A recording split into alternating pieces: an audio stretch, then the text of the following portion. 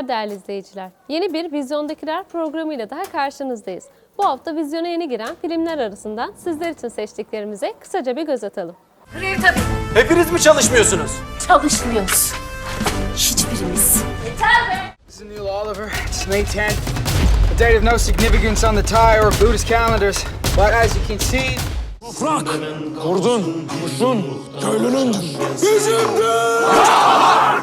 This is Gina. It's Dr. Mead. Get it off of me. Get what off? If you're here with us for the first time, please stand. What a beautiful family. Glad you're here. Kötü çalışma koşullarına karşı birlikte direniş gösteren kadınların hikayesinin anlatıldığı dram türündeki film, Grev. Esta es una enfermedad común. Grev, Osmanlı İmparatorluğu döneminde kötü çalışma koşullarına karşı birlikte direniş gösteren Müslüman ve gayrimüslim kadınların hikayesini konu ediyor. Farklı karakterler üzerinden kadınların gösterdikleri eşsiz direnişin anlatıldığı filmde, sufrajet nedeniyle başı belaya giren İngiliz Sarah, ülkesinden ayrılarak göz boyama bir evlilik yaptığı eşi John'un yanına Bursa'ya gider. İpek işçileri kadınlar çok güç koşullarda çalışıyorlardı. Avrupa sermayesi sadece bu ipekleri kuşanmakla kalmıyor, aynı zamanda imparatorluktan alacaklarını da bu kadınların sırtından tahsil ediyordu. Bütün bunlara karşı yaşanmış gerçek bir direnişin, kadınların direnişinin öyküsünü anlatan Grev, sadece Bursa ile sınırlı değildir. İngiltere'den Türkiye'ye, İspanya'ya kadar uzanır. Yeter! Kimse çalışmayacak artık! Sık etsek! Grev mi diyorsunuz yani? Grev tabii. Hepiniz mi çalışmıyorsunuz? Çalışmıyoruz. Gerilim türünde film sevenler için tatilde kendilerini korkunç bir durumun içinde bulan bir çiftin hikayesinin anlatıldığı film, Benim Ölümüm. What happened last night? Film, gittikleri tatilde kendilerini korkunç durumların içinde bulan bir çiftin hikayesini konu ediyor. Tayland'da bir adada egzotik bir tatil yapan Neil ve Kristin, akşamdan kalma bir şekilde uyandıklarında önceki gece neler yaşandığına dair bir fikirleri yoktur. Kendilerini tuhaf bir durum içinde bulan çift, buldukları videoda bir ayine katıldıklarını ve açıklanamayacak bir şekilde Neil'in Kristin'i öldürdüğünü izler. Gördüklerinden sonra dehşete düşen çift, adadan uzaklaşmak için harekete geçer. Ancak feribotun kalkmasına 24 saat vardır ve çift bu sırada önceki akşam yaşananları yeniden inşa etmeye çalışır. What do you know about this necklace? Special gift for celebrated guests. Hakan Alıkan'ın yönetmen koltuğunda oturduğu Şeyh Bedrettin'in hayatını konu alan biyografik türündeki film, Hakikat Şeyh Bedrettin. Hakikat savaşçıları. Eski zamanlarda hakikat alimleri vardı. Film, Şeyh Bedrettin'in hayatına odaklanıyor. 1415 yılında Çelebi Mehmet'in tahta geçtiği dönemde Şeyh Bedrettin İznik'te sürgündedir.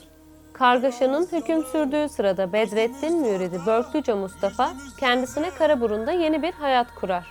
Manisa valisinin komutasında yaya azap askeri olan Ali Ferit ise Börklüce'yi öldürmeye çalışmaktadır ve bunu gerçekleştirmeye çalışırken esir düşer. Zeynep, ağabeyini öldürdüğü için Ali Ferit'in sağ olarak tutulmasına karşı çıkar.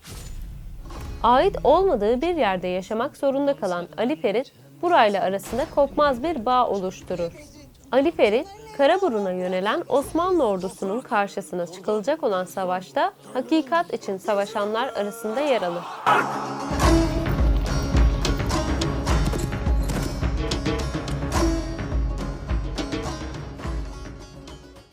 Matt Angel ve Susan Kutt'un yönettiği gerilim türündeki film, Hipnotizma.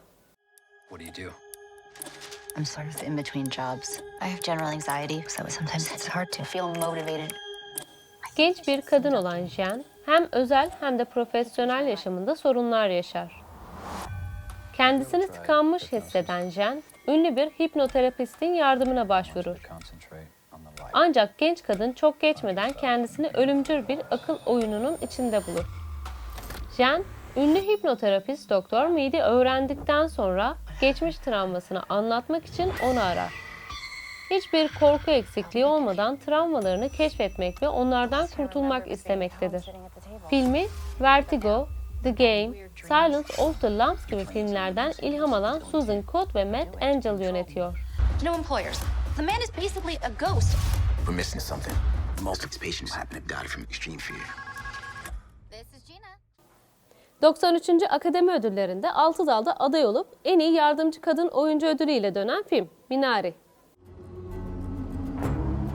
David, look! They're wheels! Wheels? 여기 대체 어디야?